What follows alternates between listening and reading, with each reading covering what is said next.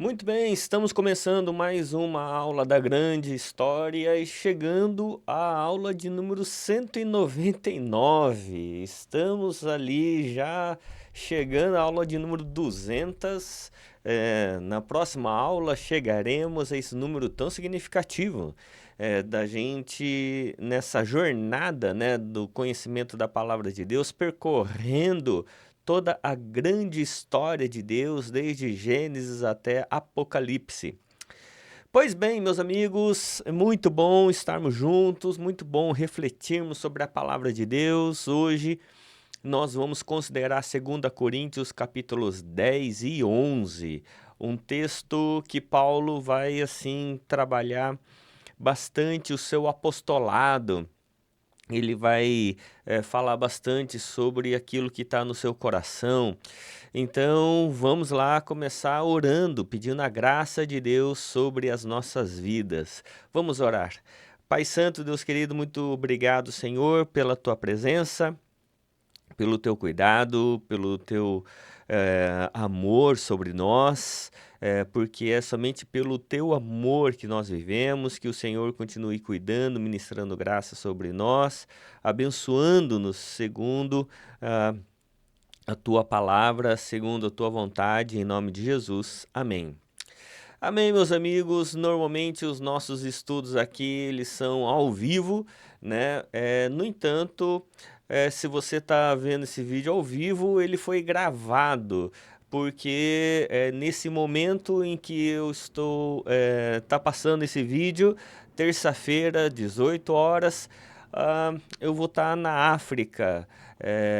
Vou estar primeiro em Joanesburgo, na África do Sul, e depois vou para Moçambique, onde nós vamos inaugurar lá 2 escolas, que foi com a ajuda dos irmãos, né? Os irmãos nos ajudaram aí na construção dessas 2 escolas, desse sonho que iniciou no nosso coração quando fomos pela primeira vez para Moçambique ano passado. Então, estou muito feliz, né, de poder concretizar esse objetivo que Deus nos deu ano passado. Então, é por isso que essa aula e a aula 200 vão ser gravadas e disponibilizadas no mesmo dia e horário que normalmente nós temos, que é terça-feira, 18 horas, tá bom? Então vamos lá para o nosso estudo. E lembre sempre de orar por mim, que estarei em viagem lá para o continente africano. Pois bem, meus amigos, vamos lá então no nosso estudo, capítulo 10º, verso 1º, Paulo defendendo seu apostolado e vai usar algumas palavras duras aqui com a igreja, já adianto aí para você.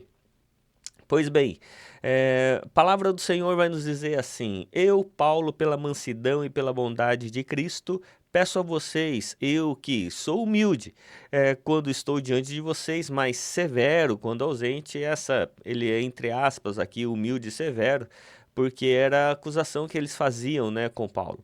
Peço a vocês que, quando eu estiver presente, não me obriguem a agir severamente, como penso que ousarei fazer para com alguns que acham que vivemos segundo os padrões humanos. Pois, embora vivamos como homens, não lutamos segundo os padrões humanos. As armas com as quais lutamos não são deste mundo, mas poderosas em Deus para destruir fortalezas. Destruirmos argumentos e toda altivez que se levanta contra o conhecimento de Deus, e levamos cativo todo pensamento para torná-lo obediente a Cristo. Estaremos prontos para punir todo ato de desobediência, uma vez que a obediência de vocês estiver completa. Aqui Paulo ele começa assim, já partindo para o final da carta, ele vai começar a usar algumas palavras duras e diretas com a igreja, principalmente com aqueles que eram desobedientes. Lembra você que quando você tem o início da primeira carta, agora nós estamos no final da segunda, Paulo vai dizer que havia divisão entre a igreja. Uns achavam melhor Apolo, outros Pedro, outros gostavam de Jesus e outros gostavam de Paulo. E ele fala assim, olha, Na realidade, um plantou, o outro deu o crescimento, mas é o Senhor, né, quem faz crescer, multiplicar e tudo mais. E ele denuncia lá no início já essa divisão que havia na igreja. Então, quando Paulo estava ausente, ele plantou essa igreja lá em Atos, né?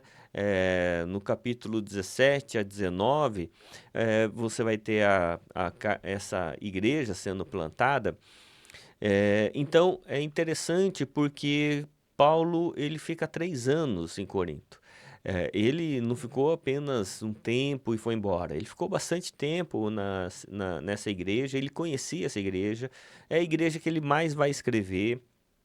Então era uma igreja que ele conhecia profundamente os problemas, dificuldades e conhecia o coração dessa igreja. Sabia que essa igreja tinha divisão e era orgulhosa. Orgulhosa tanto pela questão econômica quanto pela questão religiosa. E aí Paulo agora, então, ele vai sendo direto com a igreja. E aí ele continua: vocês observam apenas a aparência das coisas. Se alguém está convencido de que pertence a Cristo, deveria considerar novamente consigo mesmo que, assim como pertence a Cristo, nós também pertencemos. Pois mesmo que eu tenha me orgulhado um pouco mais da autoridade que o Senhor nos deu, não me envergonho disso. Pois essa autoridade é para edificação, não para a destruição de vocês. Não quero dar a impressão de que pretendo amedrontar vocês com as minhas cartas. Pois alguns dizem, as cartas dele são duras e fortes, mas ele pessoalmente não impressiona e o seu discurso é desprezível. Olha só. Saibam tais pessoas que aquilo que somos em cartas, quando estamos ausentes, seremos em atos, quando estivermos presentes. É interessante aqui porque essas pessoas diziam, mas quem que levou essas palavras para Paulo? Da mesma forma como a gente não tem as perguntas com as quais Paulo está lidando nas cartas, aqui nessas cartas aos Coríntios, porque Paulo vai respondendo várias coisas, mas você para um momento e fala, e aí você pergunta, mas cadê as perguntas? Você não vai ter as perguntas escritas aqui, você vai ter as respostas. Da mesma forma, você vai ter aqui o que as pessoas estavam dizendo, mas não vai ter quem estava dizendo. A questão é que isso estava rolando na igreja. Isso é muito comum, infelizmente. Então, essa questão da fofoca, da maledicência, da degradação, da moral, né, de alguém, isso, infelizmente, está dentro das igrejas. Por isso que muitas vezes as pessoas falam uma das outras pelas costas e não tem coragem de falar pela frente. É, Muita gente é muito corajosa quando a pessoa está ausente, mas quando chega perto, ela treme de medo, né? E infelizmente isso acontece. E acontece com assim bastante frequência e para tristeza da fé, né? Porque na realidade essas pessoas demonstram uma covardia. Covardia porque elas falam, por exemplo, estavam falando aqui de Paulo, mas Paulo não estava lá para se defender, Paulo não estava lá para contrapor. Então essas pessoas começavam a dizer, falar do outro, mas não dava oportunidade de resposta. Isso é covardia. Então, é importante a gente compreender aqui que Paulo ele está lidando com um grupo bastante difícil e que ele estava acostumado com esse pessoal e por isso é importante a gente compreender que quando a gente lida com igreja, a gente não pode lidar como quem está lidando com o quintal de casa, né? Se a pessoa em casa, no quintal da casa, está acostumada a falar dos outros, a criticar e tudo mais, quando a gente fala sobre igreja, a gente precisa ser altamente respeitoso. E se você tem alguma coisa contra alguém, vai falar pessoalmente, fale na frente e não pelas costas. Continuando. Não temos a pretensão de nos igualar ou de nos comparar com alguns que recomendam a si mesmos. Quando eles se medem e se comparam consigo mesmos, agem sem entendimento. Nós, porém, não nos gloriaremos além do que é devido, mas nos limitaremos à esfera de ação que Deus nos confiou, a qual alcança também vocês. Se não tivéssemos chegado antes entre vocês, poderiam alegar que estamos ultrapassando esse limite, quando na verdade fomos os primeiros a levar o Evangelho de Cristo a vocês. Da mesma forma, não vamos além dos nossos limites, gloriando-nos do trabalho que outros fizeram. A nossa esperança é que, à medida que crescer a fé que vocês têm, a nossa esfera de atuação entre vocês aumente ainda mais, para que possamos pregar o Evangelho nas regiões que estão além de vocês, sem nos vangloriar do trabalho já realizado na esfera de ação do outro. Contudo, aquele que se gloriar, glorie-se no Senhor, pois não é aprovado quem a si mesmo se recomenda, mas aquele a quem o Senhor recomenda. Aqui tem uma questão interessante com relação à liderança, porque muitas vezes o líder religioso acha que o rebanho, que a igreja é dele. Então, muitas vezes, por exemplo, acontece nas igrejas de ter sucessão pastoral, né? Sai um pastor, entra outro, talvez porque um pastor antigo envelheceu, né? E ele agora quer ter um período de descanso, ou ele mudou, seja por qual razão aconteça, né, como aconteceu aqui com Paulo, a questão é que quando entra um outro pastor, muitas vezes ele acha que precisa colocar suas marcas. E a igreja seria um reflexo dele.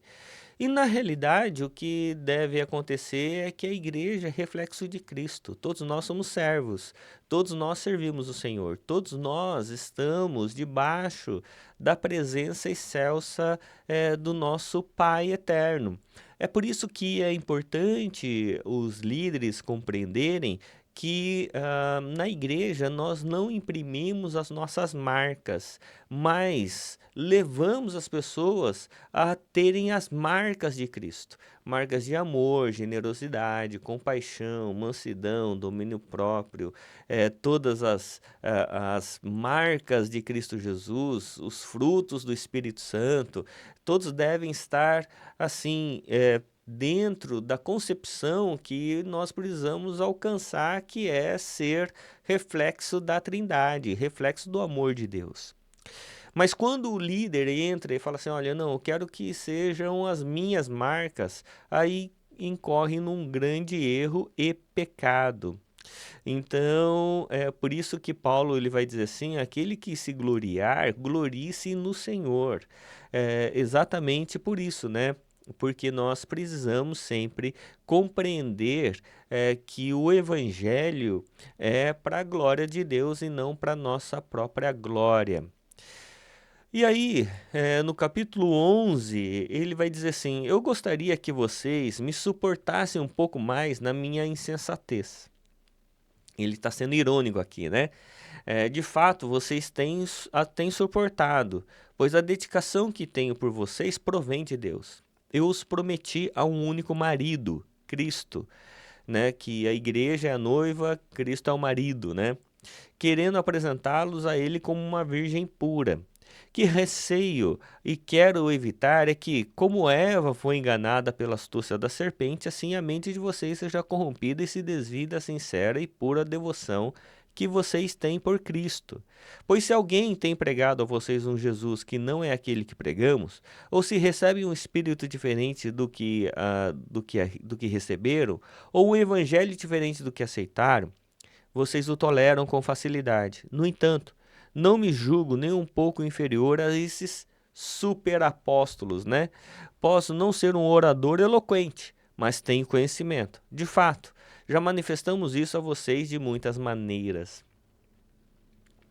E quem está falando aqui é Paulo, né? Imagina você, o pessoal falando da pregação de Paulo apóstolo.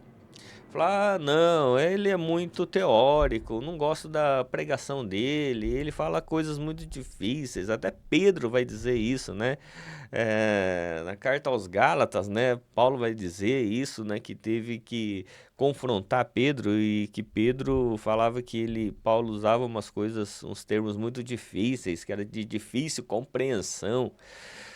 Pois bem, então, o que acontece é que agora é que Paulo ele vai trabalhar de forma apologética. Que é apologética? É com relação a defender a fé, né? Compreender e argumentar em favor dessa preservação do conhecimento verdadeiro. E aí uma das coisas que ele vai colocar, e é importante para nós como igreja, é que muitos pregadores estavam pregando naquela época um Jesus que não é Jesus. Estavam pregando um evangelho que não era evangelho. Estavam falando de uma fé que não era fé. E quando você prega um Jesus que não é Jesus, Jesus ele perde a sua identidade sacrificial. E muitas vezes o que nós vemos é isso, né? Que Jesus ele deixou, né, para muitos pregadores de ser o sacrifício. As pessoas agora pregam Jesus, que ao invés de nos chamar ao sacrifício, nos chama, né, para ter sucesso, ter bem-estar. Que agora a essência da vida em Jesus não é se doar, mas agora é receber. E é por isso que barateia o evangelho, como vai dizer Dietrich Bonhoeffer, que falando que quando você barateia o evangelho, você tem uma graça barata, né? Uma graça sem discipulado, sem fé, sem uma compreensão correta do evangelho de Jesus Cristo. E aí, à medida que você vai tendo essa compreensão, ou vai se entregando a isso, você vai se deixando levar por uma fé altamente barata. Então é importante a gente ter essa compreensão aqui, que muitas vezes o que aparenta ser legal não é correto. E você tem hoje muitas igrejas que fazem uma pregação estilo coach, né? De que você vai ter sucesso, que você vai ganhar, você vai receber 100 vezes mais daquilo que você doar, né? Que o Espírito Santo está em favor de você para você ser a pessoa mais poderosa. E tudo isso é contra, para mim, o Evangelho. Porque o Evangelho não fala sobre isso. Porque se fosse dessa maneira, os profetas não teriam sido martirizados. Os apóstolos todos não teriam sido martirizados. Jesus não teria sido martirizado se a essência da fé fosse vitória, bênção, prosperidade. Então isso começaria com aqueles que falaram a respeito disso. Mas o que o Evangelho vai dizer é que o amor ao dinheiro é a raiz de todos os males. E que aqueles que procuram, busca apenas por isso, caem em grandes tentações. Por isso, Paulo ele continua dizendo assim: será que cometi algum pecado ao humilhar-me a fim de elevá-los? Pregando a vocês gratuitamente o Evangelho de Deus, despojei outras igrejas, recebendo delas sustento a fim de servir vocês. Olha só, Paulo vai agora colocando umas questões importantes, porque vai dizendo assim, olha, quando ele fala despojei outras igrejas, que ele recebeu dinheiro de outras igrejas para pregar gratuitamente à igreja de Corinto, que era uma igreja rica. Quando estive entre vocês, passei por alguma necessidade, não fui um peso para ninguém, pois os irmãos, quando vieram da Macedônia, supriram aquilo que eu necessitava. Fiz tudo para não ser pesado a vocês e continuarei a agir assim. Tão certo como a verdade de Cristo está em mim, ninguém na região da Acaia poderá privar-me deste orgulho. Por quê? Porque não amo vocês? Deus sabe que os amo. Continuarei, pois, fazendo o que faço, a fim de não dar oportunidade àqueles que desejam encontrar ocasião de serem considerados iguais a nós nas coisas que se orgulham. Então, Paulo, ele vai colocando uma questão importante de que ele, na realidade, tudo que ele fez, os anos que ele ficou na igreja de Corinto, foi gratuitamente. Né? Lembra que na igreja de Corinto, Paulo, ele não recebia da igreja, ele fazia tendas. É na igreja de Corinto que você vai ter essa questão de que Paulo fazia tendas junto com Priscila e Áquila. E aí eles faziam isso para o sustento deles, para que eles não fossem pesados. Você vai ter igrejas que normalmente sustentam o pastor e a sua família, né? Mas em alguns casos, até porque a igreja muitas vezes é movida a recurso financeiro, tem uma perspectiva econômica bastante assim é, envolvida com dinheiro, gosta de fazer mensurações econômicas, muitos pastores então resolvem ter dupla jornada, vamos dizer assim, né? Ter recurso financeiro advindo de um outro meio para que não seja pesado para a igreja, né? Então, isso acontece. Acontece, infelizmente, em algumas igrejas isso tem sido a prática. Algumas vezes por uma questão ministerial mesmo, né? Porque você tendo dupla jornada, você pode ter um alcance maior, você não fica restrito ao público da igreja, mas em muitos casos é por uma questão econômica mesmo, porque a igreja não está disposta a pagar o que seria justo, né, para a função pastoral, então se os pastores muitas vezes têm dupla jornada de trabalho. Pois tais homens são falsos apóstolos, trabalhadores fraudulentos que fingem ser apóstolos de Cristo. Isso não é de admirar, pois o próprio Satanás se disfarça de anjo de luz. Portanto, não é surpresa que os seus servos finjam ser servos da justiça. O fim deles será os que as suas ações merecem. E aqui ele coloca, né, que muitos pastores e líderes agem apenas de forma gananciosa. E é interessante, né, que a igreja de Corinto, com esses gananciosos, ela era leniente. Com Apolo, Paulo, né, e todos aqueles que passaram pela igreja de Corinto, a igreja era grandemente assim, mão fechada, né? Por quê? Porque as palavras de Paulo sempre eram duras. Ele falava a verdade, ele não ficava fazendo agrado, ele não ficava fazendo assim, usando de bajulação, né, para agradar a igreja, nada disso. Então, muitas vezes você vê alguns líderes ficam bajulando a igreja e tudo mais. E eu creio que a igreja precisa ser bem tratada, bem cuidada, precisa ser elogiada até às vezes. Mas você precisa dizer o que precisa ser dito. A pregação do evangelho, o púlpito, não é para bajulação. Eu fico muito incomodado quando sobe alguém no púlpito e fica bajulando, né?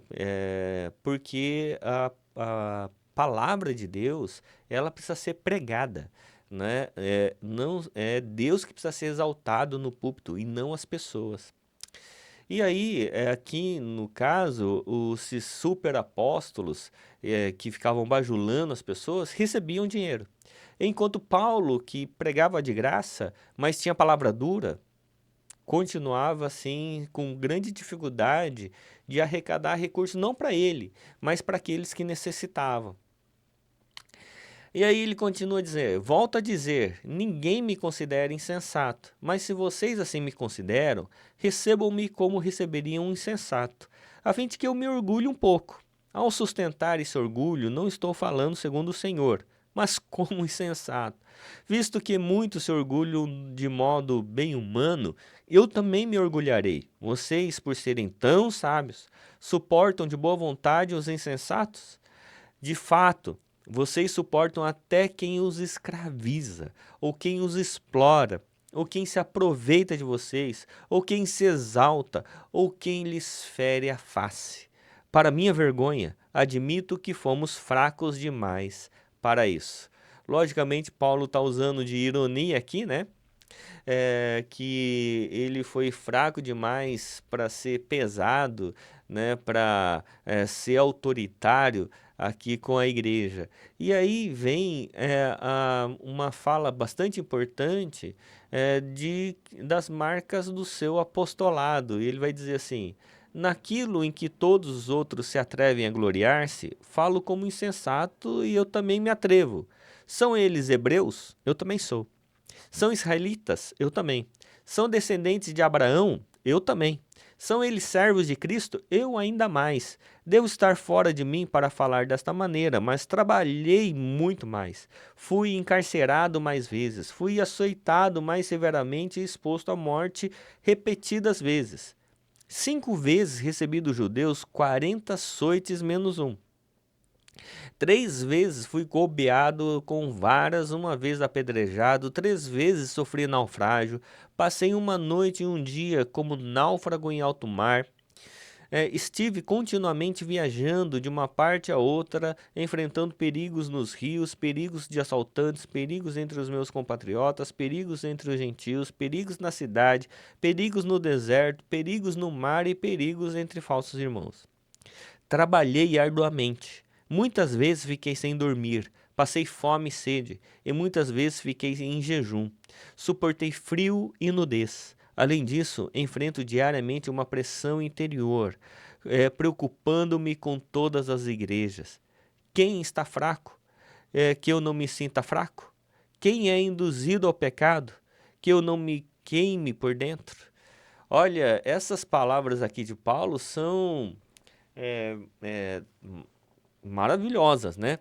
E aí, logicamente, Paulo está usando dessa fala porque a igreja de Corinto precisava ouvir. Então, ele não estava se gabando, dizendo que ele que tinha trabalhado mais, fazia mais e tudo mais, mas que realmente era necessário que a igreja de Corinto parasse e refletisse. Ao invés de ficar ouvindo os superapóstolos bajuladores, ouvisse o evangelho de fato. Porque viver o evangelho é dar vida por ele. Então, quando alguém dá a vida pelo evangelho, é essa pessoa que tem autoridade. Autoridade não porque tem poder, autoridade porque tem testemunho, porque tem vida. Por isso, se devo me orgulhar, que seja nas coisas que mostram a minha fraqueza. O Deus e Pai de nosso Senhor, do Senhor Jesus Cristo, que é bendito para sempre, sabe que não estou mentindo. Em Damasco, o governador nomeado pelo rei Aretas ordenou que se vigiasse a cidade para me prender. Contudo, por uma janela no muro, fui baixado em um cesto e escapei das mãos dele. Falando de quando Paulo ele recebe, né, o evangelho e ele sai de um perseguidor para ser um perseguido. Por isso é importante essas questões para que a gente compreenda o conteúdo do evangelho e o que é ser uma liderança. Uma liderança não é escravizar as pessoas. Ser liderança é servir as pessoas, é doar-se pelas pessoas. Né? Por isso que é importante a gente entender e discernir quem são os falsos dos verdadeiros líderes. Porque muitas vezes a igreja tem se deixado levar por falsos líderes, bajuladores, que falam palavras agradáveis, falam de vitórias e de bênçãos, mas nunca estão pregando Jesus Cristo crucificado de fato. O que nós fazemos com isso? Bom, a liderança da igreja sempre tem um desafio de lidar com os apoiadores e com os opositores, sem tomar como pessoal nem os elogios e nem as críticas. E esse é um grande desafio, né? que os elogios não ensoberbeçam e as críticas não desanimem, mas a gente continuar perseverante naquilo que é o propósito, aquilo que é a natureza, o propósito de Deus em nós. Um líder precisa sempre agir, falar e viver o ministério à luz da sua vocação e chamado de Deus. Quanto mais ouvir a Deus, menos se importará com as vozes à sua volta. Críticas, opositores sempre estarão entre nós. E isso é normal, porque em toda relação, todo relacionamento isso vai acontecer, seja numa empresa, seja na igreja, seja na família, né? Isso vai ter.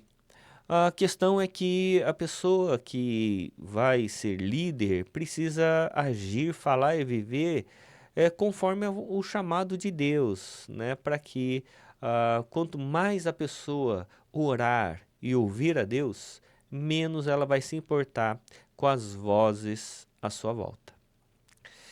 A validação de um líder de Deus são as marcas de Deus em sua vida e ministério, mesmo que essas marcas sejam de dor e sofrimento, como eram ali as marcas de Paulo apóstolo. Por isso é importante a gente sempre dedicar a vida ao Senhor para a manifestação da sua glória. Tá bom? Que Deus assim os abençoe, manifeste graça e virtude sobre você, sobre sua vida, sobre seu coração, em nome de Jesus. Amém.